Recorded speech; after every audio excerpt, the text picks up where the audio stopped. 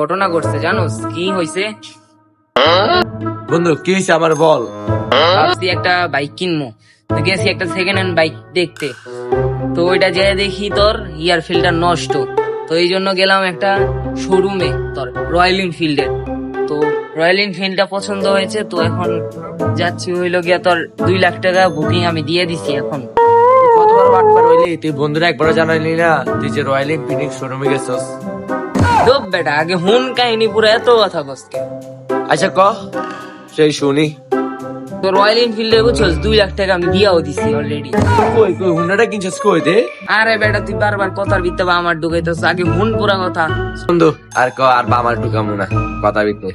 Royal এনফিল্ডটা পুরো কিনা আলাইছি, এখন শুধু ওনারা কাগজপত্র কইরা দিব। দেওয়ার পর আমি বাইকটা স্টার্ট দিব, এই সময় আমার আম্মু আমারে ঘুম থেকে ডাক দিয়া উঠে আলাইছে। ক বন্ধু এখন আমি কি করতে পারি, ক তুই ক আমারে। দূর বেড়া তুই এতক্ষণ আমার স্বপ্নের কথা কইতেছ। বাতির সত্যি সত্যি তুই আমার কইছস তুই রয়্যাল এনফিল্ড কিনছস।